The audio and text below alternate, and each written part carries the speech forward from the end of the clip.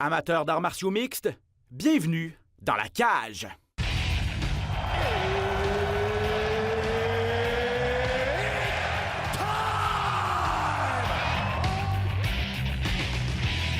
Introducing first, Benoît Baudouin, RDS Info à Las Vegas. and now introducing his opponent. C'est terminé! Victoire de Patrick Côté! Merci beaucoup tout le monde au Québec.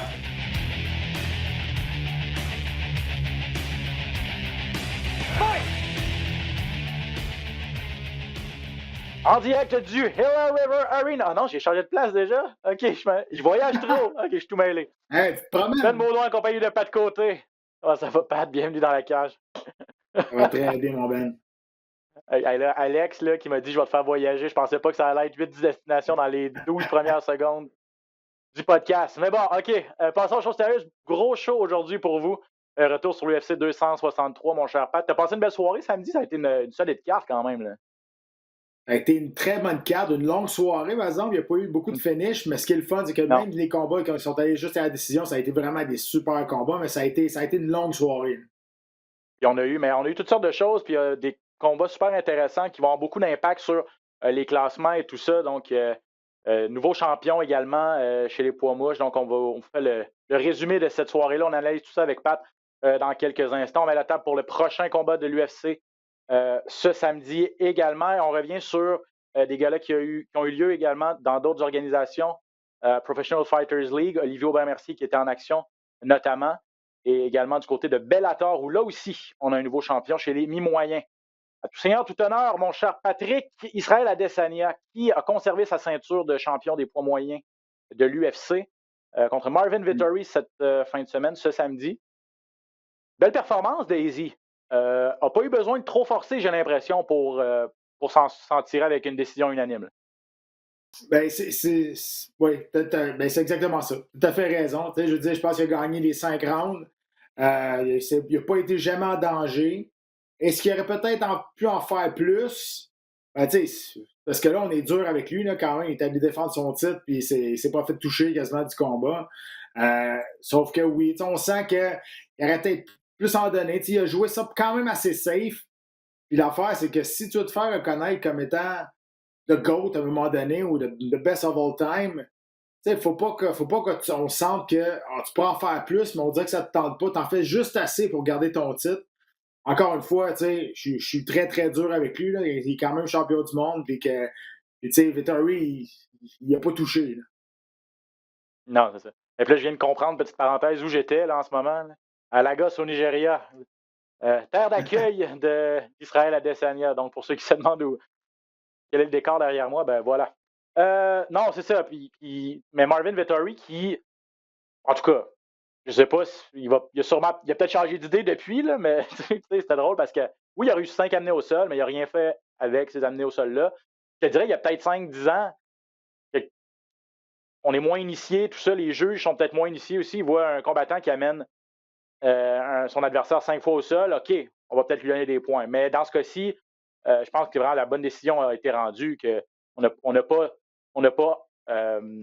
donné de points aux amenés au sol de Marvin Vettori parce qu'il n'a rien pu faire avec. Il n'a pas été en mesure de contrôler vraiment l'action au sol. Et même si Israël Adesanya a réussi à renverser la situation assez facilement aussi. Ben, c'est ça. Même si on lui a donné des points pour les amener au sol, probablement, mais c'était pas assez pour tous les points qu'Adesanya avait marqués dans le round. Ça ne changeait rien. Il n'était pas capable de le contrôler au sol. Il n'a pas été capable de tirer avantage de ses amenés au sol non plus. Fait que c'est un peu ça. Il manquait beaucoup de finition. Il y a une fois qu'il a passé pas, j'ai pris le dos et il est allé avec un étranglement arrière. Sauf qu'il était un peu trop gourmand rapidement pour aller chercher la soumission. La position n'était pas parfaite. Adesanya a réussi à se retourner, mais Vettori, lui, il dit qu'il pensait qu'il avait gagné. Je veux dire, je pense pas, je sais pas où il était dans le combat, je sais où il était, là, mais je veux dire, dans sa tête, je vois pas où il pense qu'il aurait pu gagner ce combat-là. De un, il n'a jamais touché avec ses points. De deux, oui, il a eu des anneaux au sol, mais il n'a jamais fait de dommages, à part cette seule fois-là qu'il est allé avec une soumission. Fait que je ne sais pas si. Je sais pas s'il était vraiment sérieux, mais vraiment, c'était pas. La bonne décision, comme tu dis, a été rendue. Et intéressant aussi, on voit toute la versatilité, la polyvalence d'un Israël Adesanya aussi, là, qui qui au sol a été capable de se relever assez aisément contre un bon lutteur comme Marvin Vettori. Et sa défensive debout est simplement incroyable. Mouvement de tête, mouvement de pied également. Et là, c'est avec ses coups de pied aux jambes là, qu'il a vraiment marqué le plus de points et qu'il a fait du dommage dans ce combat-ci. Donc, comme je disais d'entrée de jeu, c'était peut-être pas super excitant, mais les initiés, et lorsqu'on regarde tout ce qu'il a été capable d'amener dans l'octogone, Israël Adesanya, ça demeure une superbe performance quand même. Hein?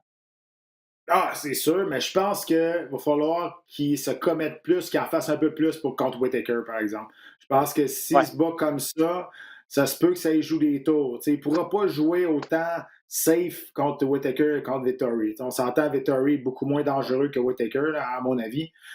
Donc, il va falloir qu'il soit peut-être un peu plus gourmand, qu'il soit peut-être un peu plus opportuniste dans ses attaques. Parce que sinon, Whittaker va aller le mettre dans le trouble. Il lui avait passé le KO. J'ose espérer que il avait vraiment été. Izzy avait vraiment été à plat, là, plate et flat en mon québécois contre Jan Blachowicz. C'est pas le Izzy le plus spectaculaire qu'on a vu ce samedi. Non. Mais j'ose espérer qu'il va garder son instinct là, de finisseur là, parce il avait réussi à passer le KO à Whittaker. Il avait passé un gros KO à Paulo Costa également. Là, Israël Adesanya, ça demeure un combattant spectaculaire. Je pense que c'est ça sa nature aussi. Il ne faut peut-être pas se fier aux deux derniers pour se faire une idée sur où il s'en va dans sa carrière. Tu as raison. Il faut qu'il retrouve peut-être son instinct. Je veux dire, il revenait de sa première défaite en carrière aussi. Donc, peut-être pour lui, c'était le plus important d'aller chercher la victoire et de mettre ça derrière lui. Même s'il est super confiant, il parle puis il a de l'air au-dessus de ses choses, il reste qu'il revenait de sa première défaite en carrière. Pour un combattant, c'est une étape à franchir puis c'est une étape à surmonter. C'est peut-être ça aussi qu'il a peut-être... il est en contrôle du combat. Il n'a pas besoin d'en faire plus. Encore une fois, je me répète, on est très, très dur avec lui, mais c'est parce que c'est qu'est-ce qu'il nous a donné avant. Avant, il y avait l'instinct, comme tu disais, il allait finir des combats contre des combattants beaucoup plus dangereux que Vettori. Puis là, quand Vettori s'est contenté d'en faire juste assez pour garder sa ceinture. Mais il la conserve, cette ceinture. John Jones s'est un petit peu amusé à ses dépens. Là. Évidemment, cette bonne guerre là, a voulu un petit peu le taquiner en voulant dire tu penses que tu es le GOAT, le greatest of all time, mais cette performance-là n'était pas super impressionnante. Puis il te reste beaucoup de défense de titre à faire pour égaler des gars comme Anderson Silva ou comme John Jones également. Je pense je pense que John Jones a oublié son combat contre Vincent Prue. C'était pas mal la même affaire aussi. Là. Ouais, puis tu sais, contre Alexander Gustafsson aussi, c'était le deuxième, c'était pas super excitant non plus. Contre Dominique Reyes, à tout prix. Donc, bref, ouais. Non, c'est ça. On peut parler, mais bon, ça, cette bonne guerre, c'est des petits points qu'on se lance de part et d'autre. Attardons-nous sur Brandon Moreno, toutefois, Pat, parce que ça a été toute une histoire, ça a été toute une performance chez les poids mouches. On en parle depuis maintenant 1 an, même plus, là, que la renaissance de la division des poids mouches. Deiveson Figueiredo, qui était le champion, on le voyait comme peut-être indétrônable dans le sens où voilà un gars qui est bon dans tous les aspects du jeu et qui a de la puissance à 125 livres. Il manquait peut-être dans cette division-là. Brandon Moreno, tabarouette, il n'a pas l'air de grand-chose, je vais dire ça comme ça, mais ce gars-là a du cœur au ventre. Ce gars-là doit travailler extrêmement fort dans le gymnase. Et ce gars-là a causé, selon moi, une belle surprise en détrônant le champion et en s'emparant de la ceinture. Là. Puis on a vu toute l'émotion après ça là, qui est sortie. C'était beau à voir. Ah, quelle histoire. T'sais, lui, il y a 2 ans, il s'est fait mettre à la porte du UFC. Il ne faut pas l'oublier, ça. Puis là, il revient et là, aujourd'hui, il est champion du monde. Le premier combat, c'était fini avec un combat nul. Et là, on est arrivé, puis Moreno avait dit, là, le premier combat, j'étais un peu intimidé par peut-être sa force de frappe. Tout le monde parlait de lui comme étant super puissant. J'ai goûté à sa puissance au premier combat, puis aujourd'hui, je sais c'est quoi, je suis plus intimidé, j'ai plus peur de lui, j'ai plus peur de Figueiredo, de ce qu'il peut me lancer. Puis on l'a vu tout de suite, là, il l'a attaqué, il est en contrôle, une super belle boxe, il termine ça avec une soumission. C'est vraiment une super belle histoire. Ce gars-là, il s'est rendu une super vedette. Là. C'est un gars qui est super charismatique. Le monde l'aime, le monde l'a adopté aussi. C'est pas un gars qui fait du trash talk. On aimerait quasiment que ce soit notre fils. Là, c'est quasiment ça. Il a l'air d'un super bon gars. Puis écoute, pour Figueiredo, moi, ça m'énerve quand on cherche des excuses, que ce soit des blessures de cas de même. Encore une fois, on sait que la coupe de poids était difficile pour lui. Il est arrivé à la pesée. Il restait 5 secondes à la fenêtre pour te mettre sa balance. Donc, ça a été très, très difficile. Et il a dit ça un peu comme excuse. Il dit, le combat-là, j'étais pas là. Ma coupe de poids a été très difficile. C'est à cause de ça. Personne qui te force à couper du poids. Arrête de prendre ça comme excuse. Arrête de dire que c'est à cause de ça. Si tu as une coupe de poids difficile, c'est pas de la faute à personne à cause de la tienne. Parce que tu as une manque de préparation, il n'y a pas du monde autour de toi qui connaissent les bonnes choses. Ou ben non, tu n'es pas capable de le faire mentalement ou tu n'es pas capable de le faire physiquement. Peu importe. C'est pas une excuse d'avoir eu une coupe de poids difficile. C'est la réalité. Quand tu te déshydrates beaucoup, il y a bien des choses qui rentrent en ligne de compte. Ta réhydratation, il faut qu'elle soit super importante pour aller chercher ton énergie, ta grande énergie. Ça va aller affecter ton cerveau aussi. Donc, pour les commotions cérébrales, tu te fais toucher, ça peut être une facette aussi. Mais au bout de la ligne, je veux dire, c'est pas de la faute à personne d'autre si la coupe de poids était difficile que la sienne. C'est vrai que ça semblait pas être le Deiveson Figueiredo. On l'a déjà vu plus fringant. On l'a déjà vu plus actif, on l'a déjà vu, mais ça n'enlève absolument rien à Brandon Moreno. Ça, non. C'est 100%. Ah, mais exact, c'est ça qui me fait, c'est ça qui me marmaudit, moi, c'est ça qui me fait vraiment chier, pour vrai, c'est le mot, là. Ça l'enlève le crédit à ton adversaire, ça l'enlève le crédit à Moreno, ça dit, je n'étais pas tout là à cause de la coupe de poids. Hey, Moreno, il avait plus peur de toi, là. Moreno avait plus peur de Figueiredo, il est rentré dedans en partant, ça, c'est pas à cause de la coupe de poids, là. Il a ébranlé, il est allé chercher la soumission, il était tout seul dans le combat. Peu importe ce que Figueiredo était pas dans le combat au pot, il n'était pas embarqué en première vitesse, mais il y en a un des deux qui l'était, puis c'est lui qui a gagné. Exactement. Et puis là, ça ouvre la porte peut-être à une trilogie. En tout cas, c'est sûr que c'est ce que Figueiredo désire. On fait parler de beaucoup de classe. Le Figueiredo, tout de suite après le combat, en disant il a été le meilleur homme ce soir, il mérite cette ceinture, il l'a même levé dans ses bras et tout ça. Mais effectivement, ça n'a pas pris trop de temps avant que les commentaires sur trouver des excuses et des défaites reviennent. Lui, dans le fond, ce qu'il veut, c'est ça. C'est vendre un peu se vendre pour être choisi comme le prochain adversaire pour la première défense de titre de Brandon Moreno. Je ne serais pas surpris que ça arrive. Le premier combat avait été tout à fait spectaculaire. Le deuxième a donné droit à une histoire incroyable. Au niveau de la promotion, il y a quelque chose à faire pour un potentiel c'est troisième ça combat. Lui qui est l'aspirant après, c'est Askar Askarov. Là. Tu le connais-tu, toi? Pas grand monde qui le connaît. Non, je veux dire, pour la promotion, exactement, pour faire vendre et continuer, cette division de poids-là est extraordinaire ces temps-ci. Là. Fait que je pense que c'est la logique, ce serait de faire ça. Parce que les autres qui suivent après, c'est pas des gros noms comme ces deux-là. Fait que, peut-être que Cejudo va revenir, on ne sait pas. Peut-être que Cejudo va décider de faire un retour. Il était là ce soir-là. C'est deux anciens partenaires d'entraînement, en plus, Cejudo et Brandon Moreno. Ils se connaissent très bien. Je sais pas, ça pourrait être une autre histoire. Effectivement, je n'avais pas pensé à Cejudo. Tu as parlé d'Askarov, il est 14 victoires, aucune défaite, un combat nul. Son combat nul, c'était contre Brandon Moreno en 2019. Donc non, on ne le connaît pas, mais là aussi, il y a le potentiel de créer une histoire. Et il y a Alexandre Pantoja, qui est troisième aspirant, qui lui a battu Moreno en 2018. Donc on voit que c'est des gars qui sont quand même dans le même paquet. Il n'y en a pas un qui se détache de l'autre et c'est ce qui rend la division intéressante. Les gars du top 5 peuvent arriver et donner des bons combats et donner de la bonne compétition. Donc, à suivre, mais chapeau bien bas à Brandon Moreno qui... Ouais. Et parlant de promotion, là, avoir un champion mexicain pour l'UFC, ça faisait longtemps qu'on en voulait un. Et là, on l'a. C'est le premier, officiellement. Et parce que veut pas le Mexique, là, c'est peut-être... je n'irais pas dire la capitale de tout. C'est le plus gros pays au niveau des sports de combat, mais il y a tellement un historique incroyable au niveau des sports de combat, la boxe surtout. Donc, il y a un marché. Les gens sont friands de sports de combat au Mexique. Eh oui.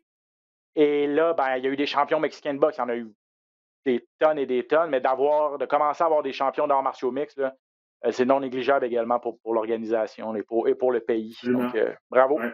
Bravo à Brandon Moreno. Je vais probablement quitter Tijuana. Là, c'est là que je m'étais rendu pour ceux qui nous écoutent en vidéo.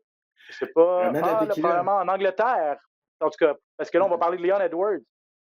À Birmingham, ben voilà. Ville natale de Leon Edwards, qui l'a emporté par décision unanime contre Nate Diaz. Bon, plusieurs choses à dire là-dessus. Je ne sais pas qu'est-ce que tu as retenu. OK, qu'est-ce que toi, tu as retenu le plus de ce combat-là?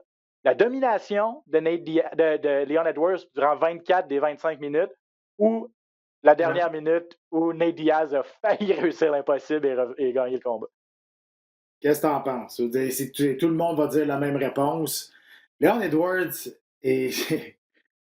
Tout le monde se fout de Leon Edwards. Puis ça, je ne veux pas lui manquer de respect, mais c'est la réalité. Moi, je m'en fous pas. Moi, je l'aime. Non, je sais, mais oui, mais moi aussi, je l'aime. Mais la réalité, c'est pas ça. La réalité, c'est qu'il est sur 9 combats sans défaite, 8 victoires là-dedans. Écoute, il aurait pu se battre contre Chimaev à un moment donné. Peut-être que ça lui aurait donné plus de respect s'il avait gagné. Mais je veux dire, ce gars-là, c'est vrai, il est super bon. Il a démontré une domination d'un bout à l'autre, à part la dernière minute du 5e round. Mais encore là, c'est pas assez pour lui donner un combat de championnat du monde. En plus, Dana White, avant ce combat-là, avait dit le gagnant de ce combat-là va avoir un combat de championnat du monde. Il l'a dit, c'est écrit noir sur blanc. Là, il l'a mentionné. Même si ça avait Après été le combat, d'hier, il a dit. Ouais, ben surtout, ça avait été d'hier, surtout. Et après le combat, eh bien, il est revenu sur ses paroles et dit non, Covington est encore l'aspirant numéro 1, c'est lui qui va avoir le combat de championnat du monde. Leon Edwards est comme il patine dans le vide. Là, je veux dire, il est comme il veut bien, là, mais ça arrive jamais pour différentes raisons, mais la plus grande raison, c'est que oui, il domine, mais il ne termine pas ses combats. Il n'est pas vendeur. Fait que, tu sais, toi puis moi, là, le monde a regardé ce combat-là, pas pour Edwards, là, pour Nate Diaz. Là. Je veux dire, c'est la raison pourquoi le monde a regardé ce combat-là. Et Diaz qui faisait son retour presque 2 ans. Là. Il ne s'était pas battu depuis depuis son combat contre Jorge Masvidal pour la BMF, la ceinture BMF. Ouais. Et puis, ben, pour ceux qui ne l'ont pas vu, là, c'était totale domination de Leon Edwards debout. Là, avait ouvert totalement aussi. Mais même à la lutte, même au sol. Même au sol, c'est vrai, parce que c'est au sol qu'il ben oui. Parce que c'est au sol, là, c'est ça, avec des coups de coude notamment, qu'il a ouvert le visage de Nate Diaz, c'est un Nate Diaz special, tu sais, complètement ensanglanté, mais avance comme un zombie, pas fatigué pour 2 scènes. Et la preuve, c'est qu'à la toute fin là, du 5e round, il a ébranlé Leon Edwards. Et Christy, je pense que lui-même a été surpris de l'avoir ébranlé parce que ça lui a pris peut-être 10 secondes, 5-10 secondes avant de continuer d'avancer. Je ne sais pas trop, s'il y avait juste. Quand Edwards était vraiment ébranlé, là, les jambes molles, là, Diaz a donné un 10 secondes là, à Edwards pour retrouver ses esprits. Je ne sais pas trop ce qui s'est passé. Puis après ça, il a essayé de ravancer, mais là, Edwards a réussi un petit peu à se défendre et tout, mais c'est vraiment passé proche. Là. Puis Ariel Helwani, le confrère journaliste qui expliquait sur son podcast à lui ou à ESPN, il disait c'est pour ça que Nate Diaz est une superstar. Là. Le gars n'a jamais été champion du monde, n'a jamais passé proche d'être champion du monde, mais c'est pour des combats comme ça, pour son attitude. Ouais. Puis c'est parce que tu sais que c'est jamais fini avec lui, puis qu'il il y a toujours un espoir là, que ça se termine. Ouais, c'est exactement ça. Puis encore, on se souvient du perdant et pas du gagnant de ce combat-là. Puis c'est à cause que c'est Nate Diaz. Fait que c'est juste te montrer le power qu'il a en ses mains, Nate Diaz. Ouais, c'est ça, ça veut tout dire. Là donc, Dana White a dit que Colby Covington allait être le prochain adversaire à Kamaru Usman pour la ceinture des mi-moyens. Qu'est-ce que tu ferais si tu étais Leon Edwards maintenant? 9 victoires de suite. Là-dedans, il y a une nulle technique. Là. Mais qu'est-ce que tu ferais si tu étais Leon Edwards? Moi, être lui, j'essaierais d'aller chercher Jorge Masvidal pour un combat relativement payant aussi. Là. Non, mais c'est pas qu'il essaye pas, c'est pas qu'il veut pas. Je veux dire, il y a aucun poids de négociation. Il y a zéro. Tu sais, je veux dire, s'il dit je vais m'en aller si vous ne me signez pas dans de l'UFC, OK, vote, hein? On l'a déjà quasiment mis à la porte à un moment donné, puis il était aspirant numéro 3, là, parce que ça ne marchait pas avec les combats. Et c'est dommage, il est comme pris dans un engrenage que il va falloir qu'il se batte contre des gars qui sont en avant de lui. Mais là, je parle en avant de lui dans l'octogone, pas nécessairement en avant de lui dans le classement. C'est comme ça. Je ne sais pas si à un moment donné, on va lui donner le respect qu'il mérite. Je pense qu'on manque beaucoup de respect à Leon Edwards. C'est plate, mais le sport est rendu là. C'est plus tes performances sportives qui comptent au bout de la ligne. Oui, il faut que tu gagnes des combats, mais si tu es vendeur, ça se peut que tu passes devant quelqu'un qui a 8-9 victoires de suite, comme ce qui se passe aujourd'hui. OK. Est-ce que c'était le dernier combat de Demian Maia qui a perdu contre Belal Mohamed, dernier combat de sa carrière ou à tout le moins à l'UFC? Ben moi, moi j'avais lu, j'étais sûr et certain que c'était son dernier combat sur son contrat, mais là, lui, il dit qu'il en reste un. Donc, je sais pas trop. Puis en plus, j'ai lu ça sur, c'est Ariel Helwani, puis Aaron Boxstetter qui avait écrit ça, puis j'avais fait mes recherches, puis j'étais sûr et certain. Donc, s'il reste un combat, David Maia a dit, j'aimerais ça que ce soit contre Nate Diaz. J'aimerais que mon dernier combat soit contre Nate Diaz. Moi, je suis acheteur, mais c'est parce que moi, j'aime beaucoup David Maia. Là. C'est sûr que il est plus très spectaculaire, on s'entend. Là. Ça a été un combat quand même assez long. Il lui fait 3 défaites de suite, c'est ça?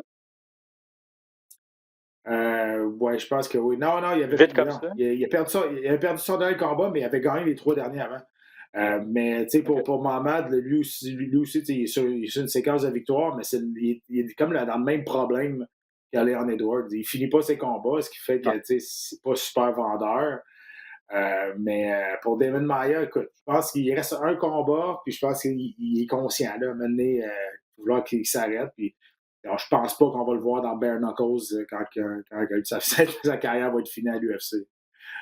Donne-y pas d'idée. Non, pour vrai, je serais acheteur aussi. Là, Nate Diaz, toujours, de toute façon, n'importe quel combat de Nate Diaz. Et puis, ça donnerait un bon. Tu sais, il est très bon au sol, le Diaz aussi. Donc, contre Demian Maia, ça pourrait être un duel intéressant. OK, Paul Craig qui a disloqué le coude de Jamahal Hill.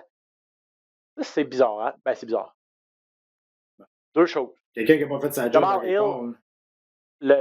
Jamal Hill est trop tough pour son bien-être, d'une part. Oui, puis non. Non? Pas d'accord? Ben, c'est parce que ça s'est fait tellement vite. Il n'y a pas eu le temps d'abandonner. Quand tu regardais ça, tu regardes la reprise, il est allé chercher la clé de bras en dessous. Après ça, il l'a tourné dans les airs. Puis là, après ça, ça s'est fait ultra rapidement. Ce qui fait que il pensait peut-être qu'il y avait tout le temps une façon de tourner son bras, d'aller chercher un angle. Il n'a pas résisté. Je vais donner l'exemple de Charles Oliveira contre Ferguson. Ferguson, on l'a vu, là. Il avait du temps pour abandonner. Là. Il n'a pas abandonné, mais son bras est quasiment pété. Là. Mais dans cette situation-là, il n'a pas eu beaucoup de temps pour penser d'abandonner. Ça s'est fait ultra rapidement, puis la pression est devenue ultra grosse sur l'articulation. Fait que, tu sais... Il me semble qu'on l'a vu longtemps, le bras plié dans le mauvais sens. Oui, mais le bras, mais la position... La position qui était, ça tournait dans les airs, il retournait par-dessus, en dessous. Ce qui fait que à toutes les fois que ton corps bouge, tu as toujours une espèce de fausse impression que tu vas t'en sortir. Écoute, je veux dire, l'important, c'est que le bras n'est pas cassé, il est plus disloqué, parce qu'on l'a replacé dans le vestiaire après. Mais encore une fois, c'est pour montrer comment Craig est tellement dangereux. Là, je pense qu'il est sur 15 victoires, il y a 15 victoires et 15 finishes. C'est un gars qui est ultra... il a beaucoup de confiance dans son jiu-jitsu. Hein. Lui, il est allé au corps à corps, il s'est pitché sur le dos. Puis, let's go, on joue à terre. Et que ça démontre quelqu'un qui a énormément de confiance en son jeu au sol. Que tu as vu après, je pense que c'est même Jamal Hill lui-même là, qui a posté ça sur les médias sociaux. La fin de soirée de Jamal Hill et de Paul Craig à Las Vegas, là, comme de quoi... Jamal Hill, lui, s'est fait placer le coude, là, comme si rien n'était. Après ça, il est allé au bar avec Paul Craig, l'Écossais. Ils se sont enfilés des shooters jusqu'aux petites heures du matin, puis les deux ont eu bien du fun ensemble, apparemment. Donc, c'est quand même Ouais, je suis pas spectaculaire. surpris, puis je suis pas surpris, puis honnêtement, ça arrive bien plus souvent que le monde pense. Tu sais, souvent, là, après un combat, là, moi, là, tu sais, on était soit à Montréal ou quoi de même, j'ai invité à Montréal mes adversaires à mon after party, ou, tu sais, dépendamment c'était qui, mais la plupart, je m'entends bien avec tout le monde. Hein. Mais, tu sais, à Vegas, aussi, on se retrouvait tout le temps au lobby de l'hôtel, puis tu sais, on se voit, puis tu sais, on se prend deux, trois shots, une bière ensemble. Tu sais, contre Josh Barkman à Saskatoon, on passait la soirée ensemble après, tu sais, parce qu'on était contents parce qu'on avait gagné 50 000 du Fight of the Night. Fait qu'on a célébré ça ensemble, tu sais. Mais ça arrive super souvent qu'après le combat, les gars se retrouvent à la même place, puis, tu sais, on se prend une bière ensemble, puis, c'est de la business, là, tu sais, à un moment donné, c'est ça aussi, tu sais. Puis, je vais revenir sur ce combat-là parce que l'arbitre, tu sais, même Paul Craig a dit à l'arbitre, il dit, hey, son bras est disloqué, son bras est pété. L'arbitre, il continuait. Il regardait, puis il écoutait pas. Fait que là, Craig, là, tout le monde dit, ouais, mais Craig, qu'est-ce que tu veux qu'il fasse? Je veux dire, si l'arbitre n'arrête pas le combat, ben, il continue à frapper. Je veux dire, c'est plate, mais c'est ça la réalité. C'est l'arbitre là, qui était dans le champ. Jamal Hill continue d'être actif lui aussi un peu. C'est, comme tu dis, on dirait qu'il essayait de s'en sortir. Il abandonnait pas, là. Il s'est pas tordu de douleur. Il s'est pas. Il était pas actif, c'est juste qu'il n'y avait plus de contrôle sur le bras. C'est ça. Le bras, il faisait ça de même. On aurait dit qu'il était actif, mais il n'était pas pantoute.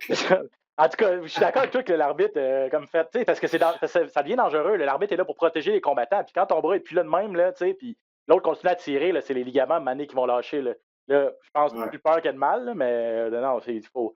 Dans des blessures comme ça, il faut que l'arbitre intervienne beaucoup plus rapidement.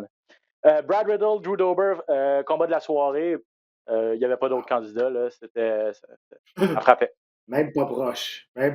Puis tu sais, avant que le combat commence, j'ai dit ça va être le combat de la soirée. Je l'ai dit à RDS, puis j'étais sûr et certain. Je connais super bien Brad Riddle. Je me suis entraîné avec lui à 2 reprises quand j'étais allé en Thaïlande. Les 2 fois que j'étais allé en Thaïlande, je me suis entraîné avec lui. Avant qu'il s'en aille en Nouvelle-Zélande, je s'entraîné avec City Kickboxing Academy. Puis c'est un gars qui va tout le temps vers l'avant. C'est un super bon gars au jeu au sol. Jeu debout, je veux dire, au niveau de la boxe thaïlandaise. Puis Dober, lui, on dirait que depuis 1 an ou 2, là, il a explosé. On dirait que là, il s'est vraiment amélioré. Puis c'était sûr que le style de ces 2 combattants-là, ça allait donner un combat de main. Oui, effectivement. C'est finalement Brad Riddle qui l'a emporté. S'est fait ébranler tôt dans le combat, mais il est revenu très fort.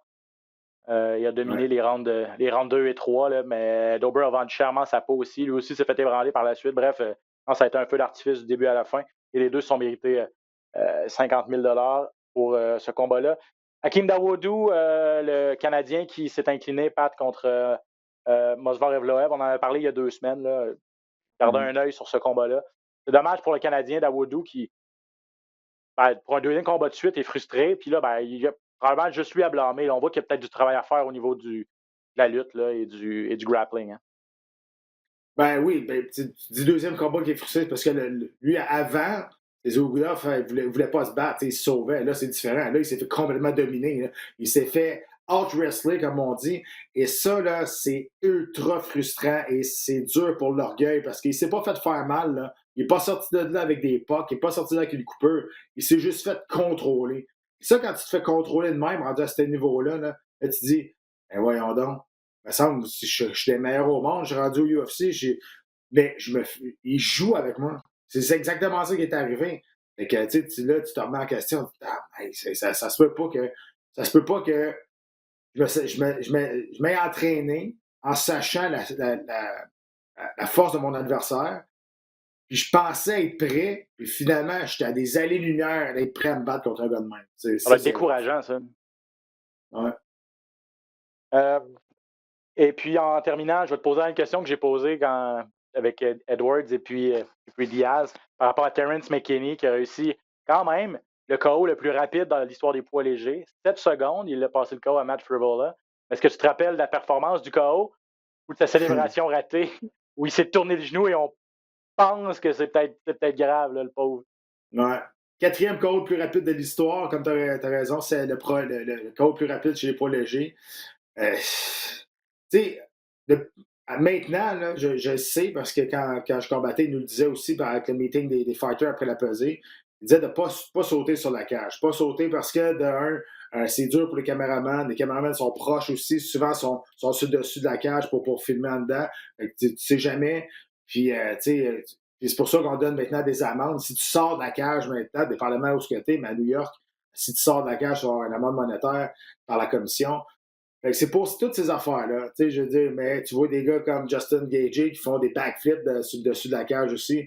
On va dire de quoi? Michael Chandler a fait ça la dernière fois. Là, c'est ça. Fait qu'à toutes les fois que ces gars-là, des superstars, font ça, là, je le confirme que Dana White est de même, avec Carrie Side, OK, fais-toi pas mal, fais-toi pas mal, tu sais, parce que c'est niaiseux. Je veux dire, tu te bats, t'es correct, mais là, tu vas faire l'affaire de même, puis tu vas te péter les genoux. Mais, tu sais, je peux comprendre. Ben, oui, je peux comprendre le gars. Tu sais, je veux dire, le gars, il accepte le combat à la dernière minute. S'en va là, premier combat UFC, il pète le gars en 7 secondes. Il est excité, il veut célébrer, il sait pas quoi faire. Il a même pas monté sa cage. Il est comme monté sa cage, il savait plus quoi faire. Il s'est relaissé tomber. Il s'est relaissé tomber, puis il s'est fait mal aux genoux. Ça, c'est plat. Ah, ouais, pauvre gars. Mais ça enlèverait sa performance. Le gars s'était battu 8 jours avant. Non. Un coach, 72 secondes quand même. Il avait passé 1 minute 10 dans une cage dans une autre organisation 8 jours avant. Il a passé 7 secondes. Fait que 2 semaines de suite, des soirées au bureau pour lui. Donc, en espérant qu'on va le revoir rapidement parce que ça a l'air d'être un gars excitant. Puis, on va lui souhaiter un jeune prospect en plus. Donc, ce serait plate qu'il soit obligé de s'absenter pour plusieurs mois. Là. OK, on va parler rapidement, Pat, de ce qui s'en vient ce samedi à l'UFC. Chan Sung-Jung, le Korean Zombie, classé 4e chez les poids plumes, contre Danny Gay. Ça, c'est le genre de combat qui... C'est comme un no-win situation là, pour le Korean Zombie, j'ai l'impression. Puis pour Danny Gay qui a tout à gagner. Je veux dire, je regarde le Korean Zombie qui s'est battu contre les meilleurs, qui est dans le top 5, mais qui n'a pas le droit de perdre contre un gars comme Danny Gay qui est sur une belle lancée puis qui est vraiment classé derrière lui. Là. Ça va être... C'est dangereux pour lui. Là. Ouais, Danny Gay a gagné 7 de ses 8 derniers combats. Je veux dire, c'est quand même... Ça va super bien pour lui. Mais c'est pas, encore une fois, c'est pas une star.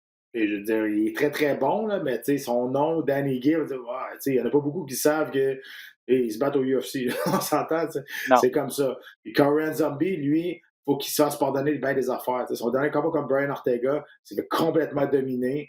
Et lui-même avait dit par la suite qu'il était gêné de sa performance. Je veux dire, Brian Ortega a fait un combat quand même assez parfait. Là. Il était vraiment. Brian Ortega était dans sa zone, mais pas à peu près. Mais oui, tu as fait raison. Moi, tout, je suis d'accord avec toi. C'est une situation qui ne peut pas l'échapper, Korean Zombie. C'est ça. Lui, il était à une victoire, dans le fond, d'avoir un combat de championnat, le Korean Zombie. Parce que c'est Ortega là, qui va se retrouver contre Alexander Volkanovski là, dans quelques semaines. Alors que lui, c'est un peu de retour à la planche à dessin. On lui donne le gars qui est classé 8e chez les plumes. C'est un gars qui n'est pas à prendre à la légère. Danny Gay, en plus, je ne sais pas s'il s'est trouvé de la puissance. Là, c'est un gars un peu, tu dis pas connu, c'est quand même un vétéran de l'UFC. Ça fait un certain temps qu'il est avec l'organisation, mais on ne le connaît pas parce que c'est un gars qui allait toujours à la décision un peu lui aussi. Mais là, son dernier adversaire l'a terminé par un seul coup de poing. Donc, ça, il va avoir un bon boost de confiance, lui, à l'aube de ce combat-là aussi. Ouais, c'est ce que je pense aussi. Puis, c'est juste parce que c'est ça. Ça prend des performances flamboyantes, ça prend des gros noms aussi. Mais là, lui, s'il va chercher une victoire face à Korean Zombie, là, écoute, ça le fait monter dans le classement et pas à peu près. Effectivement. Alexei Oleinik contre Sergei Spivak, un duel chez les poids lourds en demi-finale. Et également sur la carte, Marlon Vera contre Davy Grant chez les poids coqs. Marlon Vera qui est classé 15e toujours à 35 livres, le vétéran. Chito Vera donc contre Davy Grant. C'est toujours intéressant parce que c'est une reprise d'un combat qui avait eu lieu en 2016. C'est Grant qui avait battu Vera à ce moment-là. Donc, c'est sur la carte que vous allez voir ce samedi à RDS. Revenons, et je vais prendre le temps d'en parler parce que c'est Olivier, on l'a reçu il y a 2 semaines. Olivier Aubin-Mercier. Et bon, oui, c'est un Québécois. C'est sûr qu'on veut qu'il connaisse du succès. Mais au-delà de ça, l'histoire est belle et il a gagné son premier combat avec la PFL, une superbe performance contre Marcin Held, le Polonais. Il a failli, passé proche d'en finir au premier round même. Finalement, ça a été une victoire par décision unanime. Mais on a senti Olivier, Pat, qui était tellement soulagé. Puis il nous le disait dans son entrevue il y a 2 semaines, j'ai hâte de me battre. Je me suis rendu compte, en étant 2 ans hors de l'octogone, hors de la cage, à quel point j'aime ça, ce sport-là, que je suis choyé de pouvoir gagner ma vie avec mon sport. Et là, j'ai hâte de le prouver. Et je pense qu'il l'a prouvé avec une belle performance. Ouais, mais c'est dommage parce que il repart juste avec 3 points, là, le système de points avec le PFL. S'il avait été capable de le finir au premier round, il a eu 6 points. Là, peut-être qu'il aurait eu une chance. Là, c'est sûr qu'il ne passera pas en demi-finale, mais c'est pas grave. L'important, là, c'est que lui, il vienne de battre lui qui a battu le champion. Donc, c'est pour ça, après, là, il dit OK, c'est qui le champion à cette heure? J'ai bien aimé ça quand tu as dit ça après ça sur Twitter, mais c'est ça pareil. À un moment donné, je pense que ça va le mettre en confiance. Il revenait de 2 ans là, que c'était pas battu, des blessures, puis des choses comme ça. La pandémie, ça avait été dur. Puis, oui, super belle performance d'Olivier. Combat à sens unique. Et c'est sûr qu'il va être dans le tournoi dans 2022. Le prochain tournoi, c'est sûr et certain qu'il va être dedans. Et on espère qu'il ne va pas manquer le premier combat. Là, mais c'est ça. Là, j'en avais parlé. Hein, pour l'important pour lui, c'était pas vraiment de penser faire une longue route dans ce tournoi-là parce que les chances étaient vraiment, vraiment minces. Ben, il partait avec 2 l'important, prises. C'était. Ben oui, puis l'important, c'était de retrouver le chemin de la victoire parce qu'il était sur 3 défaites de suite, de revenir, de retrouver ses sensations, retrouver ses repères. C'est exactement ce qui est arrivé. Qu'est-ce que tu as pensé de sa performance? Pour les gens qui n'ont pas eu la chance de le voir sur les ondes de RDS2, c'était jeudi dernier. Le combat n'est pas allé au sol. On parle toujours d'Olivier, le combattant de judo, un gars qui est bon au sol. Il y a des bonnes soumissions également. Martin Held avec 14 victoires par soumission, un as du jeu au sol également. Le plan de match, c'est clairement pas d'aller au sol avec lui. Et c'est grâce à son striking qu'Olivier a dominé ce combat-là. Donc ça, c'est aussi encourageant. Je ne sais pas comment tu vois ça, là, mais parce que dans les 3 dernières défaites d'Olivier à l'UFC, n'avait pas non plus été au sol beaucoup. Là, on se dit, mais il quitte un peu, il délaisse un peu ses forces. T'sais. En même temps, le gars, il n'est pas pour aller au sol contre un Gilbert Burns, qui est un spécialiste de Jiu-Jitsu brésilien, ou un Arman Tsarukyan, qui est un spécialiste de Sambo. Fait que je comprends que ça peut être difficile, mais là, de voir que le plan de match est clairement de rester debout, qu'il a pu dominer dans cet aspect-là. Et puis quand c'est allé au sol, puis qu'il a été un petit peu en danger, Olivier a pu s'en sortir, là, les fameuses clés de jambes là, qui auraient pu être dangereuses. Ouais. Donc, bref, je ne sais pas ce que tu as pensé de son plan de match et de son jeu debout, mais c'était plutôt convaincant. Hein. Ouais, je pense que c'est un bon plan de match. Je veux dire, c'est sûr que tu essaies de rester dans les faiblesses de ton adversaire. Je pense qu'au niveau du combat debout, Olivier avait un léger avantage. Il avait beaucoup plus de succès avec la précision de ses coups. Je pense qu'il y a encore du travail à faire pour polir son striking. Les coups viennent souvent en crochet. Il y a pas beaucoup de coups en ligne droite. Donc ça, c'est quelque chose qui pourrait être poli dans son jeu. Mais il reste que ça vient avec de la confiance. Ça vient avec, OK, je vais essayer des nouvelles affaires, je vais essayer des choses. Il est très, très bien entouré. Mais encore une fois, dépendamment de l'adversaire qui est en avant de lui, je pense qu'il ne faut jamais t'oublier d'où ce que tu viens. Peu importe. Et là, Elle qui a essayé à plusieurs reprises des clés de jambes, mais moi, ce que j'ai aimé d'Olivier, c'est son calme. Parce que, je veux dire, à un moment donné, il avait 2-3 occasions, là, des clés de jambes, que même s'il avait paniqué, là, peut-être qu'il aurait tourné pas du bon côté, peut-être qu'il aurait fait des mouvements qui n'étaient pas supposés. Moi, j'ai bien aimé le calme d'Olivier malgré les 2 ans d'absence. Oui, tout à fait. Il n'a pas paru trop rouillé non plus. Là, et c'était sa première victoire depuis avril 2018, donc plus de 3 ans. Donc ça aussi, ça fait du bien pour lui. Là, tu as parlé du tournoi du tournoi 2022. On va lui souhaiter qu'il reçoive une invitation de PFL, qu'il reste sous contrat avec l'organisation pour le tournoi. Mais là, il y a quand même des galas qui sont présentés de PFL au cours des prochains mois. Ça reprend la prochaine phase, ça va être au mois d'août. Et Olivier ne s'est pas caché de dire je veux être sur ces galas-là aussi. Parce que oui, on continue avec ceux qui sont dans la phase éliminatoire du tournoi, mais il faut remplir des cartes avec d'autres combats qui ne font pas nécessairement partie du tournoi à $1 million. Donc, Olivier a levé sa main et a dit je veux me battre. Donc, ça va être important pour lui là, de demeurer actif avec l'organisation si possible et de demeurer actif tout court. Là, quand tu n'as pas été en action pendant 2 ans, là, tu veux maximiser aussi ton retour. Hein? Ben oui, non, c'est sûr, là, je veux dire, il revient avec une belle performance, il a gagné. C'est sûr, là, ça a tente d'y retourner. Là, je peux le comprendre, là, après 2 ans, tu commences à gratter les murs. Puis, écoute, comme il disait, financièrement aussi, ça va lui faire du bien. Je pense qu'il y a eu quand même un bon succès avec son code QR là, avec, pour les bitcoins. Oui, les bitcoins. Je pense que ça a quand même, c'est un début, mais je pense que c'est une super bonne idée. Fait que, écoute, on espère que ça va continuer comme ça, mais il va bâtir autour de ça. Puis surtout, là, je le répète, il vient de battre lui qui a battu le champion. Fait que, pour la confiance, ça, c'est beaucoup ça. Oui, c'est vrai.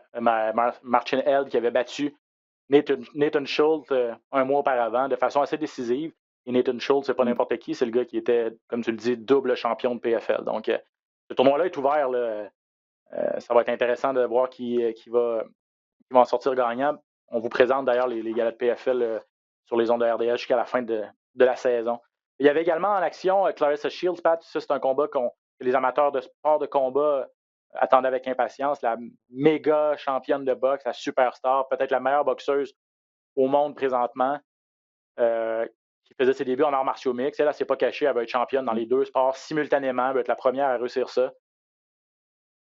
Ça n'a pas été de tout repos, hein? Clarissa Shields, elle a réussi à l'emporter là, contre Brittany Elkin, une fille qui avait 3 victoires, 6 défaites, une adversaire à sa portée, là, vraiment choisie expressément pour elle, pour bien faire paraître Clarissa Shields à ses débuts. Ça n'a pas été le cas parce que les 2 premiers rounds, elle les a passés sur le dos, Clarissa Shields. Donc, elle aussi, elle a encore des crottes à manger malgré la victoire. Hein. Ben oui, mais tu sais, je veux dire, c'est sûr qu'elle vient d'un sport professionnel, c'est la meilleure au monde au niveau de la boxe. Mais tu sais, là, elle commence ses arts martiaux mixtes dans une grosse ligue contre des combattants qui ont de l'expérience. Tu sais, je veux dire, elle ne sera pas championne demain. Là. Il y a beaucoup, beaucoup de lacunes dans son jeu. Je pense que, tu sais, c'est une fille qui n'a pas la langue dans sa poche non plus. Elle commence peut-être à parler qu'elle va devenir elle-même la meilleure au monde. Peut-être parler de Kayla Harrison. J'espère qu'elle ne pense pas qu'elle peut tenir son bout contre Kayla Harrison là, parce que elle va être très déçue. Là. Elle va se faire mal. Écoute, je pense c'est correct. Avec la première victoire, ça va lui donner encore la confiance. Elle va comprendre le jeu, comment ça marche. Mais pas se faire d'illusions non plus. Là. Et je veux dire, c'est pas l'élu. Là. Et je veux dire, elle ne viendra pas championne en un an. Il y a beaucoup trop de lacunes dans son jeu. Puis son adversaire, pas être méchant, là, mais son adversaire, 3 victoires, 6 défaites, là, on s'entend que c'est pas le gros char non plus. Là. Non, c'est ça. Puis, je veux pas. Quand tu n'as jamais fait de lutte de ta vie, en rentrant dans un gymnase, en roulant une couple de jours, tu as beau rouler avec John Jones, puis avec Holly Holm, puis avec.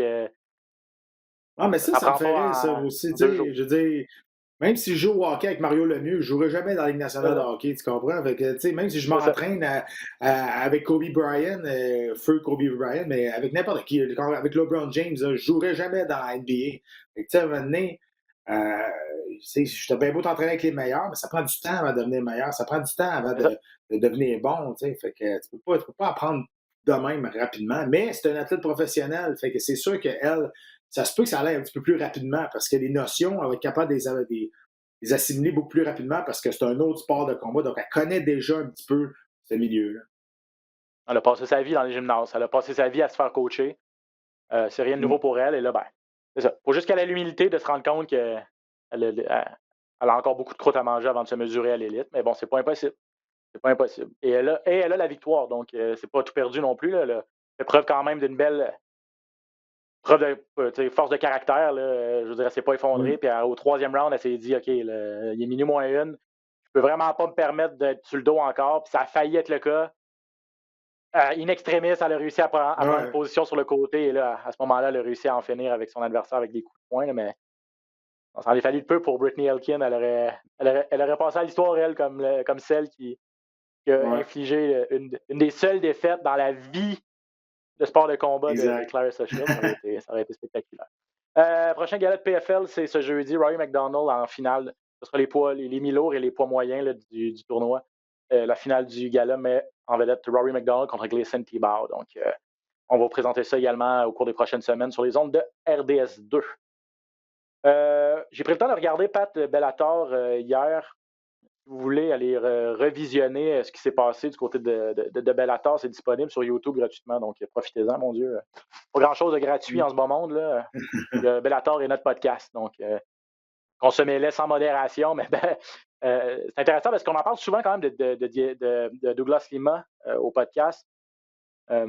Champion des mi-moyens de Bellator. Moi, j'ai toujours dit que c'est un des meilleurs mi-moyens moi aussi. dans le monde, là, toute organisation confondue.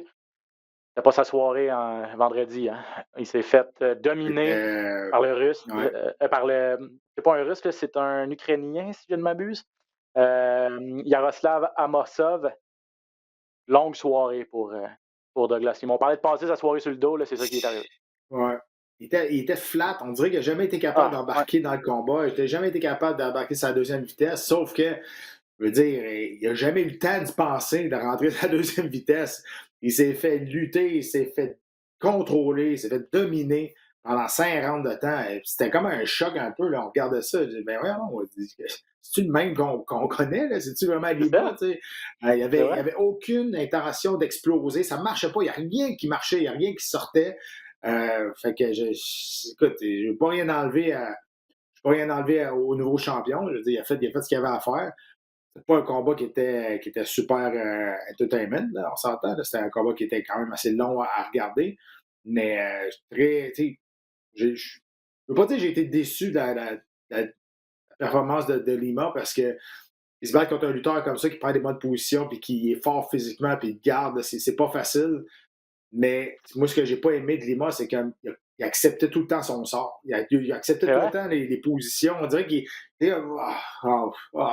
il était pas là. Il y avait rien qui sortait. Ça m'a surpris.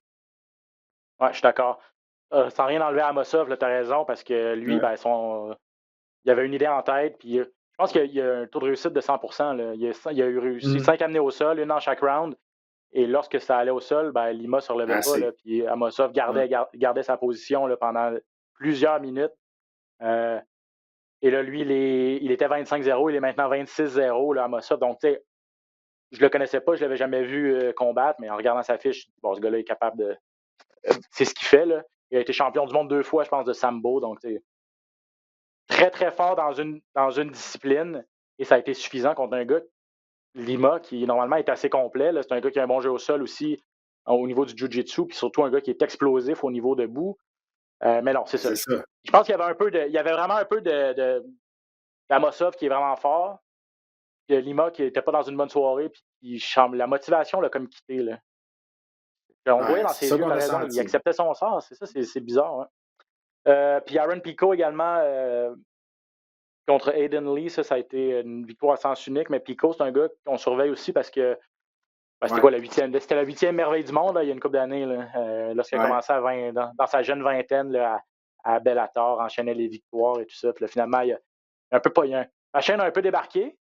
Mais là, depuis ce temps-là, je regardais 4 victoires de suite quand même là, après ces 2 défaites en 2019, 2 défaites par KO. Donc, retour sur les rails. Je trouve qu'on est en train de leur bâtir comme il faut. On y fait attention, il donne des adversaires à sa mesure, on leur donner la confiance. Je pense que le hype, c'est ce qui est le plus dangereux pour un athlète. Quand on te met déjà sur un piédestal, mais tu n'as rien accompli quand même si tu es super bon, il faut être quand même assez d'humilité pour prendre cette pression-là. Parce qu'on te met de la pression sur ses épaules, mais c'est même pas toi qui te le mis toi-même.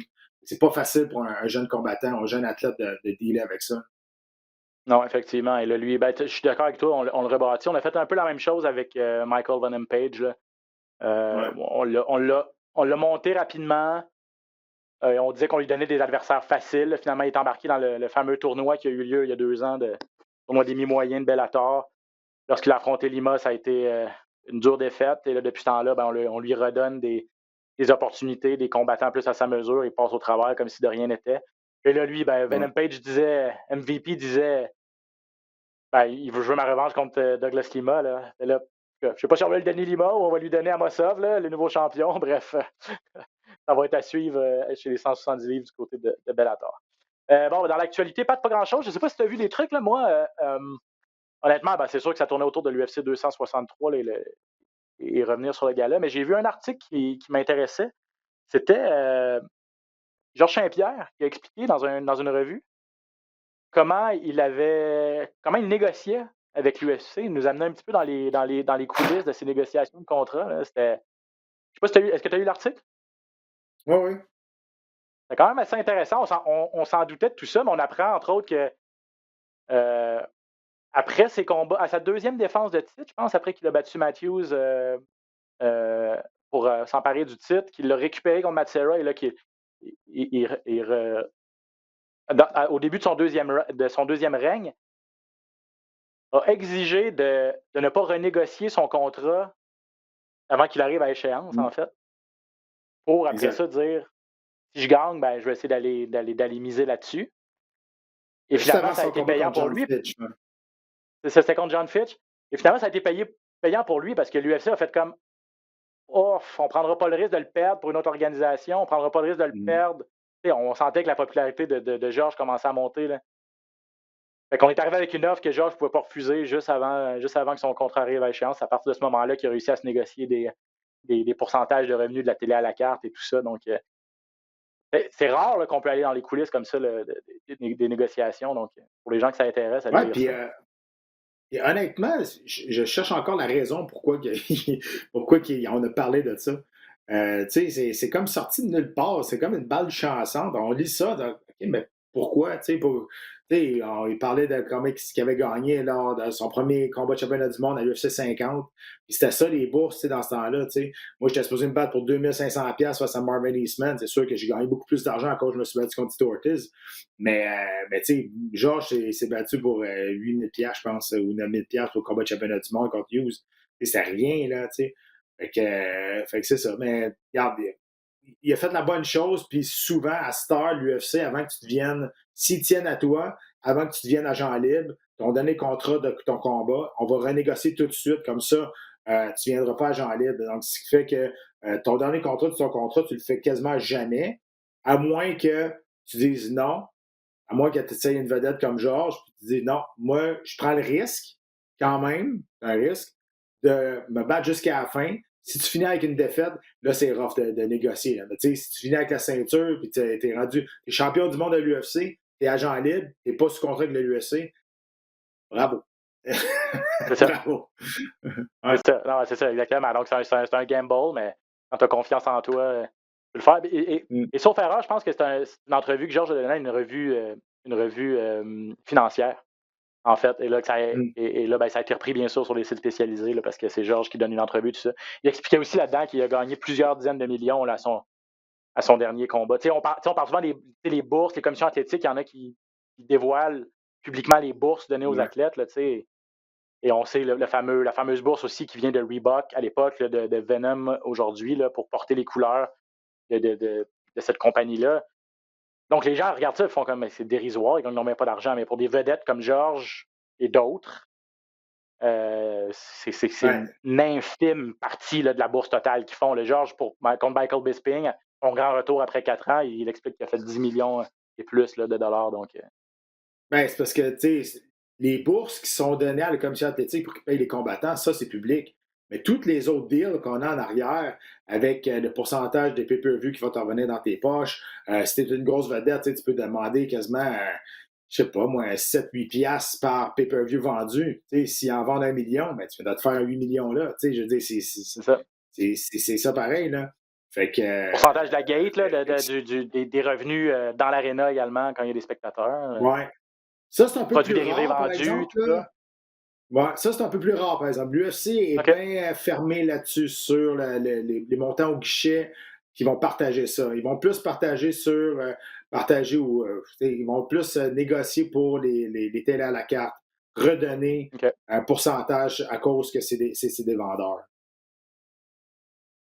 Donc, en tout cas, pour ceux que ça intéresse, moi, j'ai vu l'article sur MMA Fighting, là, si ça vous intéresse d'en savoir un petit peu plus sur les dessous les coulisses des négociations, en fait, là, et l'histoire un peu de Georges Saint-Pierre, comment il a pu monnayer sa popularité grandissante en début de carrière. Pat, je pense que ça fait le tour. Merci énormément. Bon gala ce samedi, c'est bien sûr présenté comme d'habitude sur les ondes de RDS, donc gala en intégralité mettant en vedette le Korean Zombie contre Danny Ige cette fin de semaine. Et on se retrouve, nous, la semaine prochaine pour un autre épisode de Et là, après ça, Dans la cage. Manquez pas ça parce qu'après ça, on part pour 2 semaines en congé. Là. Donc, c'est le dernier. UFC, c'est en fin de semaine. Après ça, 2 semaines, pas d'UFC. Donc, après ça, c'est l'UFC 264. Ouais, après ça, c'est l'UFC 264 McGregor contre Poirier. Donc, ouais. on va au moins, durant tes semaines de congé, Pat, garde-toi un petit mardi, là, après-midi pour moi, au moins, mettre la table pour l'UFC 264. Mais ouais, ça va vous faire du bien un petit peu aussi des semaines de congé. OK, merci beaucoup et ciao tout le monde. Puis, vous savez où nous trouver. Merci de votre écoute, merci de votre fidélité. Puis abonnez-vous si ce n'est pas déjà fait. On se retrouve bientôt pour un autre épisode de Dans la cage. Ciao.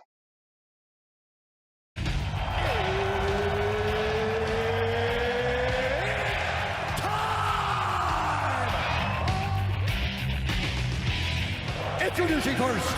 Benoît Baudouin, RDS Info à Las Vegas. And now introducing his opponent. C'est terminé! Victoire de Patrick Côté! Merci beaucoup tout le monde au Québec.